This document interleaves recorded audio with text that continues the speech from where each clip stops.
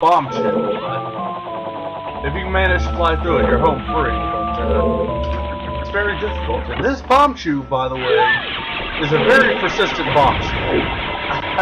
You fucking blindsided me. I've never seen a bombchu go through that much trouble just to chase down a Deku. That one must really hate him. Anyways, we got mini-boss. And doing this without the gilded sword can be fairly difficult. I like having the bunny hood on for this. Excuse me.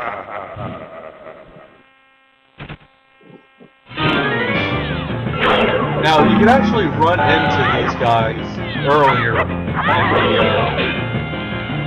in the game, but since I didn't bother showing that off, it didn't really matter. Now, since I'm doing this without the gilded sword, the quickest way to take care of him is to jump attack him every time he misses. Whenever he tries to charge at you like that, jump to the side, the opposite side that he's jumping towards, by the way, or he'll hit you with the swords. There's going to be another fight against this guy later on that's a little bit more difficult, because it's a much smaller room.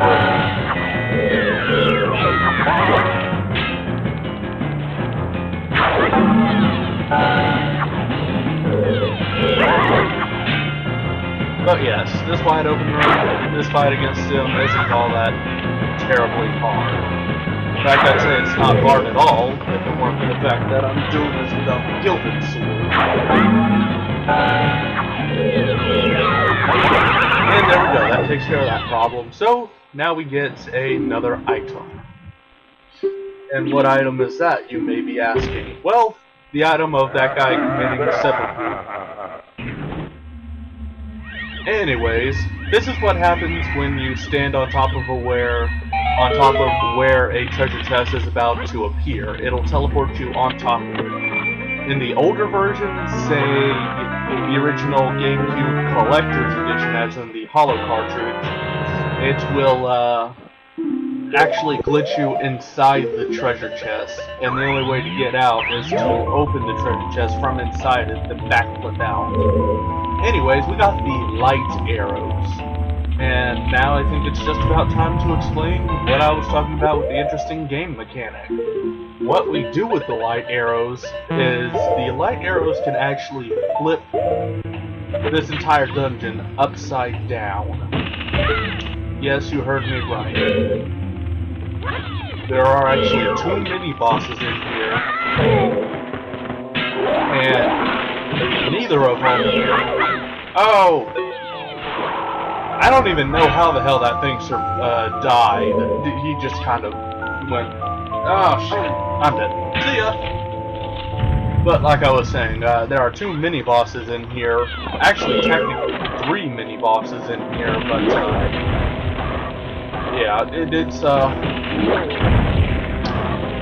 there are 2 halves to this dungeon, one being this normal one, and we'll have to come back to here eventually, but the other half being the inverted version of this. And that takes care of that douchebag. And something else that's interesting about this dungeon, there are actually 2 special items in here, one for each side, one of course being the light arrows, but the other being the last mask, or one of the 2 last masks I'm going to be getting in this game. The stone mask, or giant's mask, or whatever.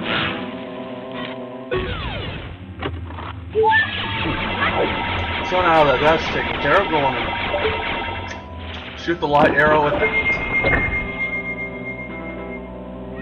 That makes another treasure chest appear. Get that in the inverted world. As for right now, I've got some other treasure chests I want to get before flipping this to inverted. And you're a dick.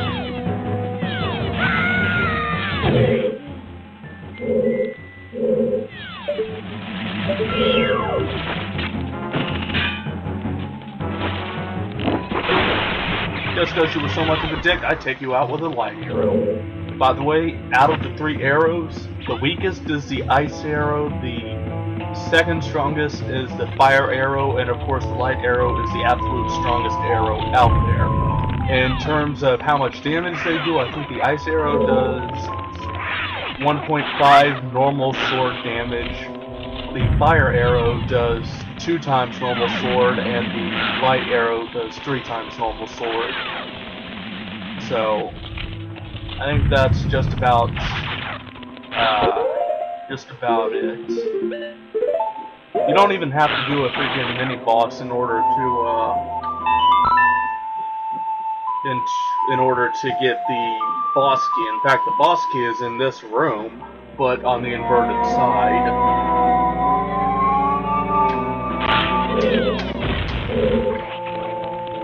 I think it's in this room anyways. I don't know. We'll find out very soon. Because this dungeon is actually almost halfway over anyways.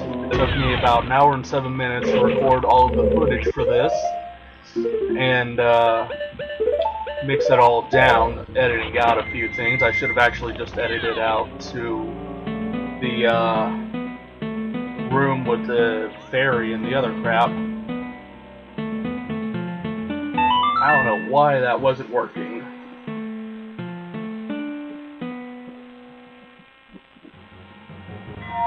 World's Dumbest is on.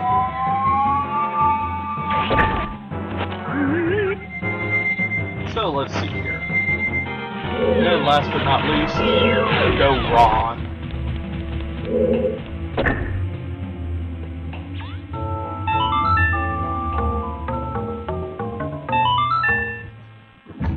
Well, let me think here. What else do I have to do other than the entire second half of this dungeon?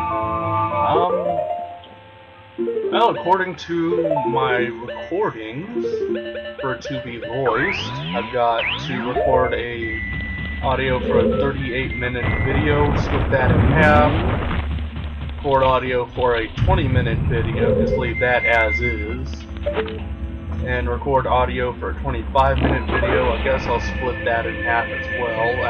Wait, I'll have to split it up into 3 sections because I got the boss, then the credits, then the extra. So yeah, I've got a little bit of audio that I need to record left, but this is actually going to be a world record for me. I don't know if any of y'all know this, but the last time I did this Let's Play on my old channel, it took me 99 videos to finish this entire game, extras and all. Whereas this game, well, let's see, on my YouTube I've got 27 posted right now. This is going to be split up into 4 sections, so 27, 28, 29, 30, 31, 32, 33, 34, wait, 32, 33, 34, 30, fuck, I closed it out. Minimizing, let's see, voice, so,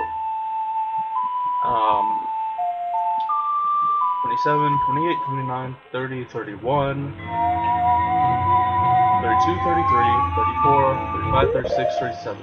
37 episodes going through this entire game, extras and all. That is almost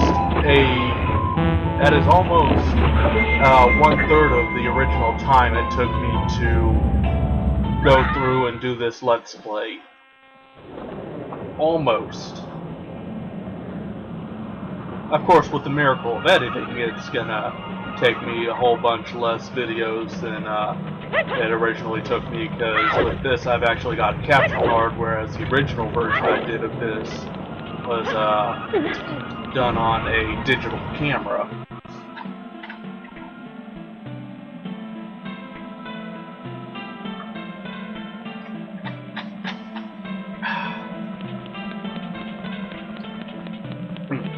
Reminds me I need to track down Enigma again.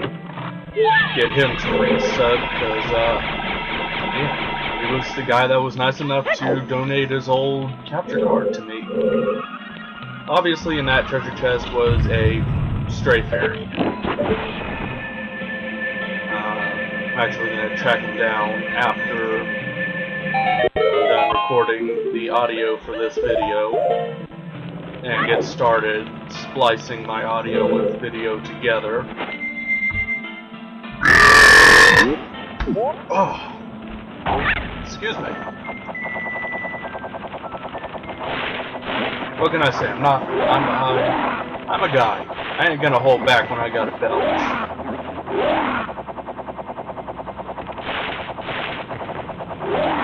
Now then, to get this treasure chest, this is how I've always done it. I don't know if you can do it any other way, but I always fly to it with by Deku.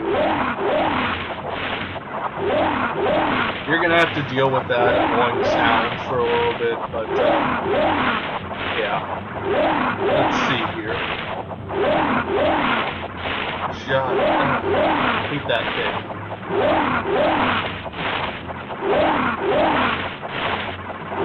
There we go. Stray fairy. By the end of this dungeon, I'm just gonna be missing 2 stray fairies, 3 at the most. One of the stray fairies is in this room specifically. And to get it, you need to activate the switch on the other version of this world that's way up there.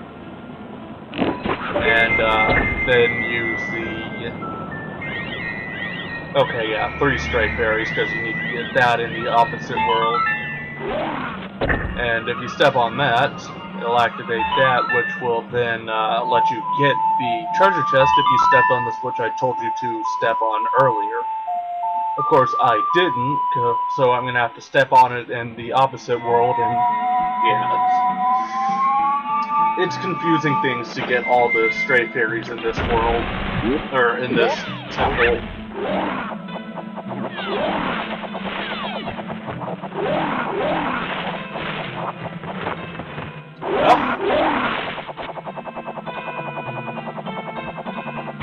And blown down.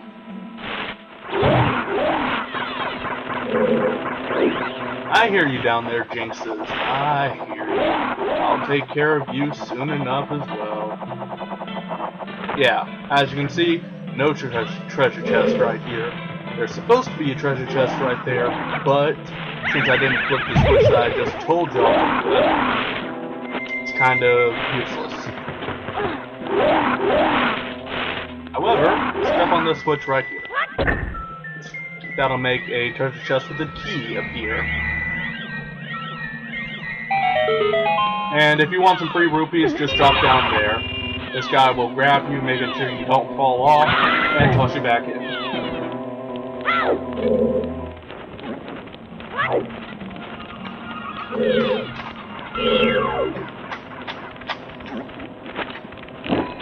That's good stuff. Now, it's possible to kill these guys without the hook shot. Fail. But, it's possible to kill these guys without the hook shot, but it's made so much easier with the hook shot. I say just get it, and just attack them with it, and there you go. But, now we get a key.